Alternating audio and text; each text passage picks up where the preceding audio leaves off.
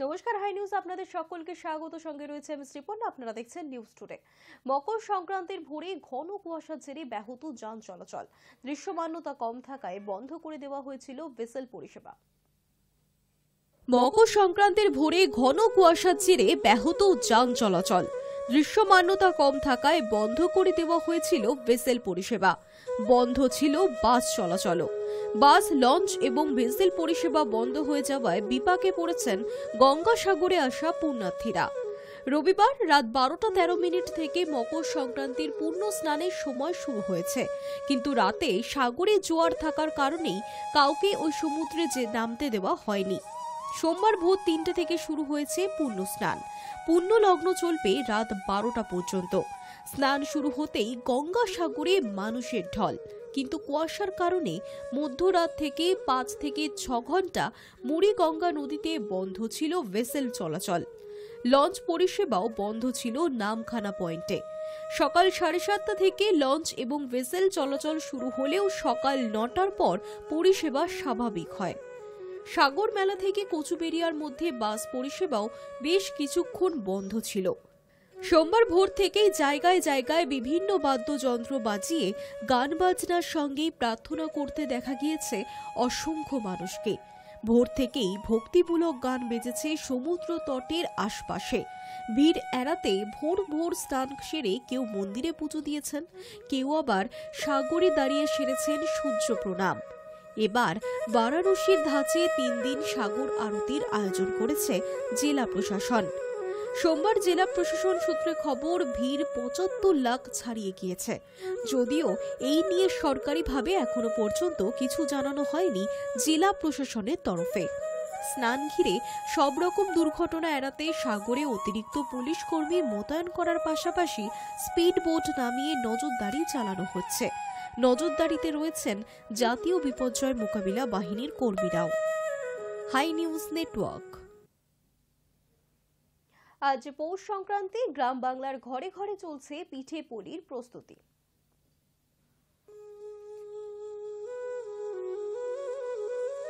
সোমবার পৌষ সংক্রান্তি, বাঙালির পিঠে পুলি উৎসব। গ্রাম বাংলার ঘরে ঘরে এই দিনে বিভিন্ন রকমের পিঠে বানানো হয়ে থাকে। প্রাচীন ঐতিহ্যকে বাঁচিয়ে রাখতে গ্রাম বাংলায় ঢেকি ভরসা, কিন্তু সেই ঢেকি তো এখন বিরল। তাকে বাঁচিয়ে রাখতে গ্রাম বাংলায় একমাত্র ভরসা এখন ঢেকি। বাঙালির 12 মাসে 13 পার্বণ। এই 13 পার্বণের অন্যতম হল মকর সংক্রান্তির দিন পৌষ পার্বণ। আর পৌষ পার্বণ মানেই পিঠে পুলি উৎসব। প্রত্যন্ত সুন্দরবনের বহু বাড়িতে দেখা গেল ঢেকিতে চাল গুঁড়ো করে পিঠে তৈরি করার হিড়িক। দীর্ঘ 30 বছর ধরে গ্রামের লোকেদের ভরসা ঢেকিতে চাল কুটে পিঠে তৈরি করা। পুরনো ঐতিহ্য ধরে রাখতে এ যেন রীতিমতো মায়েদের এক অভিনব প্রচেষ্টা। রাত দিন এক করে ঢেকিতে চাল গুঁড়ো করতে ব্যস্ত গ্রাম বাংলার মহিলারা। কালের পরিবর্তনের সঙ্গে সঙ্গে হারিয়ে যাচ্ছে আবহমান গ্রাম বাংলার ঐতিহ্যবাহী ঢেকি। তবুও এই বিশেষ দিনে সুন্দরবনের বিভিন্ন গ্রামে চলছে পিঠে পুলি বানানোর প্রস্তুতি। পূর্বপুরুষদের রীতি ধরে রাখতেই তারা আজও এইভাবেই পিঠে বানিয়ে থাকেন। চাল কুটলে পিঠেটা সৌন্দর্য হবে, খেতেও ভালো লাগে। মিক্সারের পিঠেটা অত খেতে ভালো হয় না, ওই জন্য আমরা এই ঢেকি থেকে চালটা কুটি। এটা আমাদের বাবা মার থেকে, এখান থেকে এইটা হচ্ছে। এটাই আগে কি বাবা মা করতো এটা? হ্যাঁ হ্যাঁ, আগে বাবা মাই করতো। এখনো এই ঢেকির পিঠেটাই খেতে ভালো হয়, এই জন্য এটা করা হয়। মিক্সারের পিঠেটা অত ভালো হয় না। সেইটা কি তোমরা ধরে রাখার জন্য কি ঢেকিতে ভাঙছো? হ্যাঁ হ্যাঁ, সেটা ধরে রাখার জন্য ঢেকি থেকে ভাঙছি। কাস্তে পোড়া, কাঁচি পোড়া, কুলি পিঠে, তেলের পিঠে, রসবড়া, গোকুল পিঠে, পাটিসাপটা, হরেক রকমের পিঠে তৈরি করতে দেখা যায় আজকের দিনে। Hi News Network. বুধবার মকর সংক্রান্তি, বিশেষ দিনটি পৌষ সংক্রান্তি নামে পরিচিত। আর বিশেষ এই দিনে উদযাপন করতে জলপাইগুড়ি জেলার প্রত্যেকটি গ্রামের মানুষ উৎসবের আনন্দে মেতে উঠেছে। এই দিনে নানান রকমের পিঠে তৈরি করা হয়ে থাকে। পিঠে পুলি, পায়েস তৈরি করে নতুন মাসকে স্বাগত জানানো হয়, তাই এই দিনটিকে পিঠে পার্বণও বলা হয়ে থাকে। বাড়ির উঠোনে খড়ি মাটি দিয়ে আলপনাও দেওয়া হয় এদিন।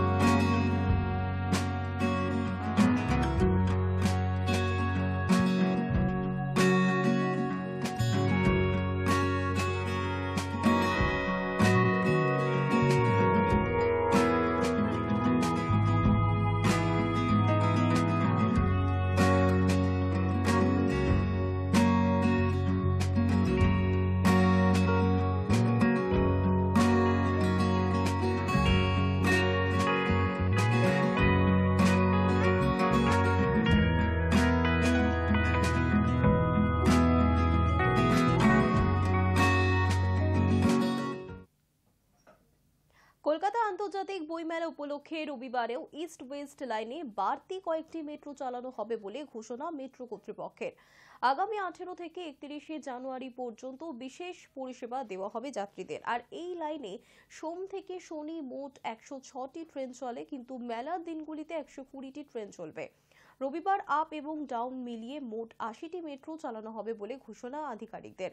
দুপুর 12:55 থেকে রাত 10টা পর্যন্ত এবং সোম থেকে শনি সকাল 6:55 থেকে রাত 10টা পর্যন্ত পরিষেবা চালু থাকবে।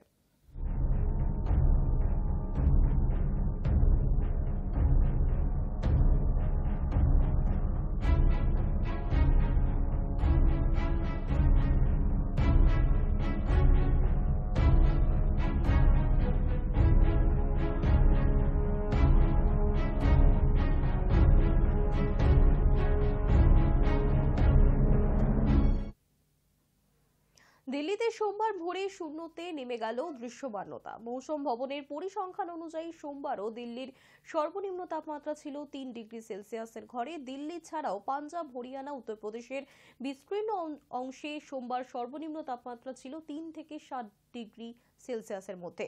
কম দৃশ্যমানতার কারণে সকালের দিকে গাড়ি চালাতে সমস্যায় পড়েছেন চালকেরা। কুয়াশার কারণে দিল্লির অনেক বিমানই বাতিল করে দিতে হচ্ছে। ফলে দিল্লি বিমানবন্দরের তরফে একটি বিবৃতিও জারি করা হয়েছে, যাত্রীদের পরামর্শ দেওয়া হয়েছে। সেখানে কুয়াশার কারণে শুধু বিমান নয়, দিল্লিতে ট্রেন চলাচলেও ব্যাঘাত ঘটেছে। শৈত্যপ্রবাহের মধ্যে সোমবার থেকে স্কুল খুলছে দিল্লিতে। তাপমাত্রার গতিবিধি দেখে রাজধানী স্কুলগুলিতে শীতের ছুটি কিছুটা বাড়িয়ে দেওয়া হয়েছিল। সোমবার থেকে পর্যাপ্ত সতর্কতা অবলম্বন করে সেই স্কুল ফের খুলছে।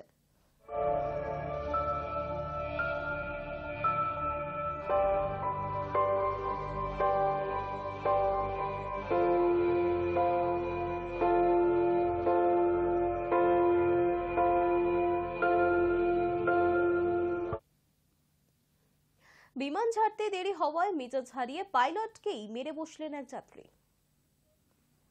ইন্ডিগোর বিমানের ভিতরে পাইলটকেই ঘুষি মেরে বসলেন এক যাত্রী।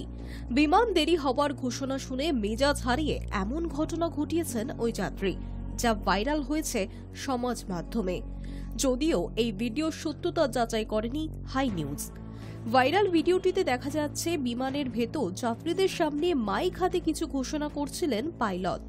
তার পাশে দুজন বিমান সেবিকাও ছিলেন। সেই সময় আচমকা পিছন দিক থেকে পাইলটের দিকে তীরে যান এক যাত্রী। ভিডিওটিতে তার মুখ দেখা যায়নি, পরনে ছিল হলুদ রঙের জ্যাকেট। তিনি পাইলটকে ঘুষি মারেন। সঙ্গে সঙ্গে বিমান সেবিকারা চেঁচিয়ে প্রতিবাদ করে ওঠেন।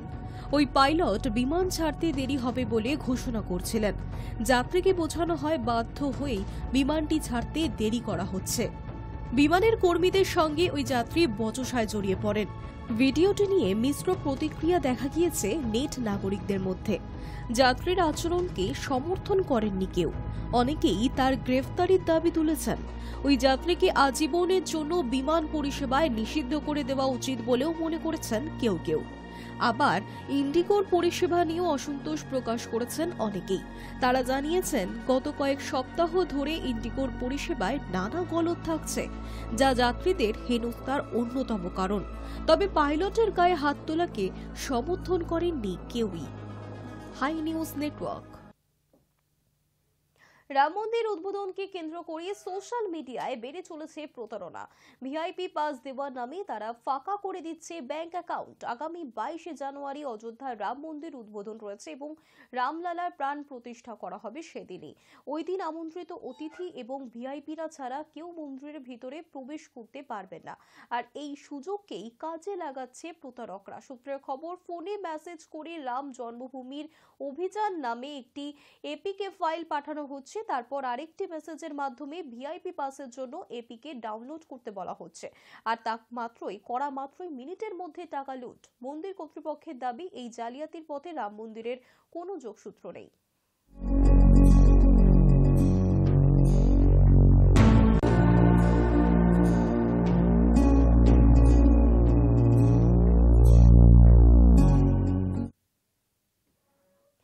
মকর সংক্রান্তিতে বঙ্গে ফিরেছে শীত। শীতের সঙ্গে বৃষ্টিতে ভিজতে পারে রাজ্যের বেশ কয়েকটি জেলা। পূর্বাভাস আলিপুর আবহাওয়া দফতরের। মঙ্গলবার দক্ষিণ 24 পরগনা এবং পূর্ব মেদিনীপুর জেলার কয়েকটি এলাকায় হালকা বৃষ্টিরও সম্ভাবনা রয়েছে। তাছাড়া বুধবার থেকে আগামী শুক্রবার পর্যন্ত উত্তর 24 পরগনা, দক্ষিণ 24 পরগনা, পূর্ব এবং পশ্চিম মেদিনীপুর, হাওড়া, কলকাতা, হুগলি, পুরুলিয়া, ঝাড়গ্রাম, বাঁকুড়া, পূর্ব বর্ধমান, পশ্চিম বর্ধমান, বীরভূম, মুর্শিদাবাদ এবং নদিয়া জেলায় হালকা বৃষ্টি হতে পারে। সোমবার কলকাতার সর্বনিম্ন তাপমাত্রা 13.9 ডিগ্রি সেলসিয়াস, যা স্বাভাবিক তাপমাত্রার সমান।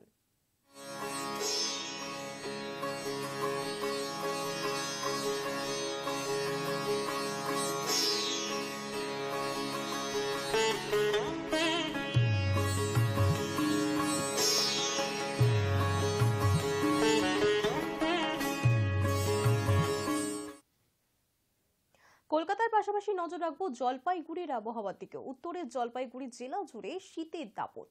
কুয়াশা চাদরে মুড়ে রয়েছে গোটা জেলা। সোমবার মকর সংক্রান্তি সকাল থেকেই কুয়াশার চাদরে মোড়া গোটা জলপাইগুড়ি। বইছে ঠান্ডা হাওয়া। গত কয়েকদিন ধরেই জলপাইগুড়ির সর্বনিম্ন তাপমাত্রা 9 থেকে 10 ডিগ্রির আশেপাশে ঘোরাফেরা করছে। ঠান্ডায় যুবধুবু জলপাইগুড়িবাসী। সকাল থেকেই সূর্যের দেখা নেই। গ্রামগঞ্জের বিভিন্ন মাঠঘাট বা রাস্তাঘাট সমস্ত জায়গাতেই দৃশ্যমানতা কম রয়েছে, ফলে যাতায়াতেরও সমস্যা বাড়ছে।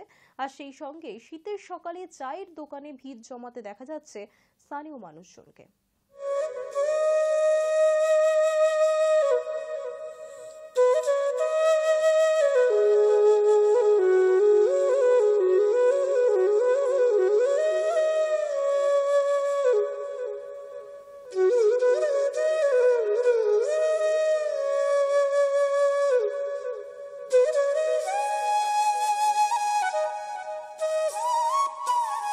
তিন চার দিন থেকে তো প্রচণ্ড কুয়াশা, জলপাইগুড়ির অবস্থা খুবই খারাপ, প্রচুর ঠান্ডা, প্রচুর।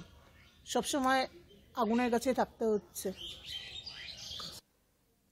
নিউজ টুডে এখনকার মতো এই পর্যন্তই। দেখতে থাকুন হাই নিউজ, নির্ভীক নিরপেক্ষ।